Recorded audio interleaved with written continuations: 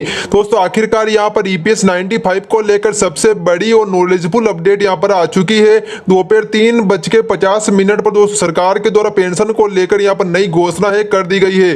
क्या है पेंशन संबंधित जानकारी, क्या पेंशन में बढ़ोतरी की गई, तो कितनी पेंशन आपको किस तारीख से मिलेगी, ये जानने के लिए दोस्तों आप वीडियो को पूरा जरूर देखें, बिल्कुल भी अधूरा ना छोड़े, ताकि दोस्तों कोई भी जानकारी नॉलेज यहाँ पर छूट ना पाए। और दोस्तों अगर आपने इस चैनल को अभी तक सब्सक्राइब नहीं किया है तो सभी से निवेदन है दोस्तों जल्दी आप चैनल को सब्सक्राइब करके बेल आइकन को जरूर करें, ताकि ईपीएस 95 से जुड़ी हर रोज की जो सूचना आपको मिलती रहे और पूरे भारत की जो भी यहाँ पर नई नई पेंशन निकलती है उसकी भी अपडेट दोस्तों आपको इस चैनल के माध्यम से सबसे पहले यहाँ पर दी जाती है। तो आज की वीडियो हम शुरू कर देते हैं बिना कोई टाइम वेस्ट किए बिना।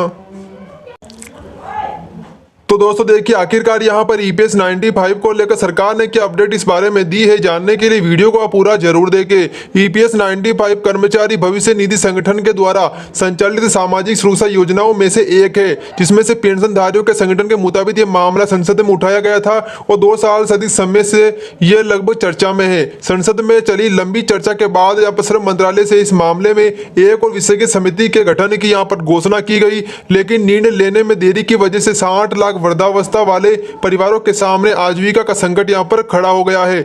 ऑल इंडिया ईपीएस 95 पेंशनर्स संघर्ष समिति के राष्ट्रीय संयोजक और अशोक राउत ने जब कहा कि जब पेंशन भोगियों की जो मांग है 7,500 रुपए न्यूनतम पेंशन की मांग है पूरी नहीं होती है, तब तक उन्हें यहाँ पर 5,000 रुपए के साथ महंगाई भत्ता दिया जाए। और संगठन ने कोसियारी समिति की 3,000 रुपए प्रतिमाह की न्यूनतम पेंशन की सिफारिश और महंगाई को देखते हुए यह मांग सरकार से की गई है। और समिति की सिफारिशों में यहाँ पर पेंशन भोगियों और उनके जीवन साथी के लिए मुफ्त यहाँ पर चिकित्सा सुविधा का प्रावधान भी शामिल है। यानी तो सरकार से यहाँ पर जो सभी कर्मचारी उन्होंने मिलकर सरकार से कुछ मांगे यहाँ पर की है कि 7,500 प्लस डीए सरकार के द्वारा पेंशन दी जानी चाहिए। अगर अभी तक 7,500 अगर मांगे है नहीं मान रही है तो कुल मिलाकर कम से कम यहाँ पर 5,000 रुपए के साथ तो महंगाई भत्ता तो सरकार को दिया जाना ही चाहिए। साहब उन्होंने कहा है, सरकार से कहा है कि अगर आप 7,500 रुपए नहीं दे रहे तो कृपया करके 5,000 रुपए तक की पेंशन तो अभी तक आप बढ़ा दीजिए। हिसाब से सरकार के सामने यहाँ पर मांगे रखी है। अब देखते हैं सरकार क्या 7,500 रुपए में पेंशन वृद्धि नहीं करती तो क्या 5,000 रुपए देती है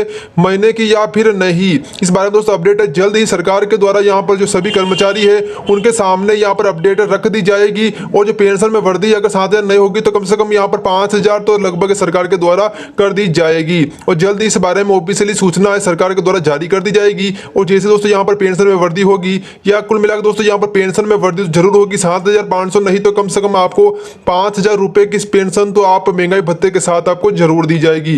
दोस्तों 7,500 की जो पेंशन वृद्धि के चांसेस अब कम बन रहे हैं, अब यहाँ पर 5,000 रुपए पेंशन के यहाँ पर चांसेस बन रहे हैं कि सरकार 7,500 के बजाय कम से कम यहाँ पर 5,000 रुपए की पेंशन तो सभी जो कर्मचारी उनको दे देगी। और जल्द इस बारे में घोषणा सरकार के द्वारा कर दी जाएगी। देख सकते हैं आप इसमें कि डीओपीटी की तरफ से इसमें आंसर दिए गए हैं। बेसिकली क्वेश्चन पूछे गए थे, इसमें 4 से 5 क्वेश्चन पूछे गए हैं सभी कर्मचारियों के लिए। लोकसभा से ये देख सकते हैं जिसका आंसर दिया गया है कार्मिकों लोक शिकायत एवं पेंशन मंत्रालय यानी डीओपीटी की तरफ से, जिसमें कर्मचारियों के स्थानांतरण हेतु कई सारी नीतियां हैं उन पे जो है क्वेश्चन्स पूछे गए हैं, यानी ट्रांसफर पॉलिसीज हैं कर्मचारियों के लिए, उसके रिगार्डिंग कई सारे क्वेश्चंस पूछे गए थे और उनका आंसर आप देख सकते हैं डीओपीटी की तरफ से जो डीओपीटी मिनिस्टर है उन्होंने दिया। तो क्वेश्चन आप देख सकते हैं इसमें क्या क्वेश्चन पूछे गए हैं। इसमें देख सकते हैं आप, पहला क्वेश्चन है क्या केंद्र सरकार के कर्मचारियों के लिए स्थानांतरण की कोई नीति है। दूसरा है यदि हाँ तो उससे संबंधी ब्यौरा क्या है, यदि नहीं तो इसके क्या कारण है। तीसरा क्वेश्चन पूछा गया है क्या सरकार देश में सभी सरकारी कर्मचारियों के लिए एकल स्थानांतरण नीति बनाने का विचार कर रही है। एकल स्थानांतरण नीति के रिगार्डिंग बहुत जो सिंगल ट्रांसफर पॉलिसी उसके रिगार्डिंग इंपॉर्टेंट नोटिस है। आगे आप देख सकते हैं यदि हाँ तो इससे संबंधी ब्यौरा क्या है और यदि नहीं तो इसके क्या कारण है। और इसके अलावा आप देख सकते हैं 5वां जो क्वेश्चन है वो भी बहुत इंपॉर्टेंट है, क्या सरकार का केंद्र और राज्य सरकार दोनों के कर्मचारियों के लिए एकल स्थानांतरण नीति बनाने हेतु कोई आयोग गठित करने का विचार है। और अगला क्या है, यदि हाँ तो इससे संबंधित ब्यौरा क्या है। तो आप देख सकते हैं कि आंसर दिया है कार्मिक लोक शिकायत एवं पेंशन मंत्रालय में राज्य मंत्री तथा प्रधानमंत्री कार्यालय में राज्य मंत्री मिस्टर जितेंद्र सिंह ने। तो आप देख सकते हैं कहाँ से कहाँ तक क्वेश्चन का एक साथ आंसर दिया है। तो आप देख सकते हैं इसे ध्यान से देखिएगा। सरकारी कर्मचारियों के ट्रांसफर या तैनाती के संबंध में कार्मिक और प्रशिक्षण विभाग यानी डीओपीटी द्वारा जारी किए गए अनुदेशों के अनुसार भारत सरकार के सभी मंत्रालयों या विभाग में उनके कर्मचारियों के स्थानांतरण या तैनाती के लिए उनके स्वयं के दिशा निर्देश होने अपेक्षित हैं। निम्नलिखित जिसमें निम्नलिखित प्रावधान होना जरूरी है। पहला है कि जो न्यूनतम कार्यकाल है, यानी कि जो न्यूनतम आपकी सर्विस है वो होना चाहिए। दूसरा जो है कि स्थानांतरण की सिफारिश के लिए यानी ट्रांसफर की सिफारिश के लिए सिविल सेवा बोर्ड के समान एक कार्यतंत्र होना चाहिए तथा संबंधित यानी उसके रिगार्डिंग जो भी डिपार्टमेंट और मिनिस्ट्रीज हैं उनसे यह भी अपेक्षित है कि वे स्थानांतरण नीति को सार्वजनिक रूप से सुलभ कराएं। देख सकते हैं कि आप ट्रांसफर पॉलिसी जो पहले से चली आ रही है उन्हीं के रिगार्डिंग उन्होंने बात कही है। दूसरा जो है सबसे इंपॉर्टेंट जो है जो है 4 तक क्वेश्चन के आंसर दिए इन्होंने।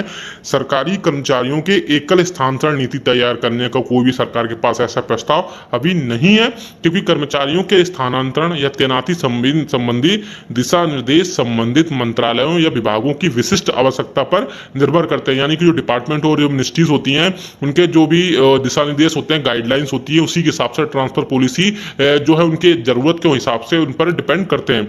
इसके अलावा राज्य लोक सेवा आयोग राज्य सूची के अधीन आती है, जिसके लिए राज्य सरकारें नियम और नीतियां बनाने के लिए सक्षम है। उसके बाद केंद्र और राज्य दोनों सरकारी कर्मचारियों की एकल स्थानांतरण नीति हेतु किसी आयोग की गठन करने का प्रस्ताव नहीं है। यानी सरकार ने अभी बिल्कुल क्लियर कर दिया है कि सिंगल ट्रांसफर पॉलिसी है उसका कोई भी प्रपोजल गवर्नमेंट के पास नहीं है। और इसके अलावा राज्य सरकार की इसमें बात की गई तो राज्य सरकार की जो राज्य का विषय है तो राज्य चाहे अपने हिसाब से उसमें जो है पॉलिसीज और रूल्स उसमें लागू कर सकता है। तो बहुत ही इंपॉर्टेंट ये वीडियो था जो ट्रांसफर पॉलिसी है उसके रिगार्डिंग। वीडियो अच्छा लाइक करिएगा, शेयर करिए सभी दोस्तों के साथ में। ऐसी न्यूज और अपडेट्स के लिए आप हमारे चैनल को सब्सक्राइब भी कर लीजिएगा। मिलते हैं आपको नेक्स्ट वीडियो में। Thank you so much.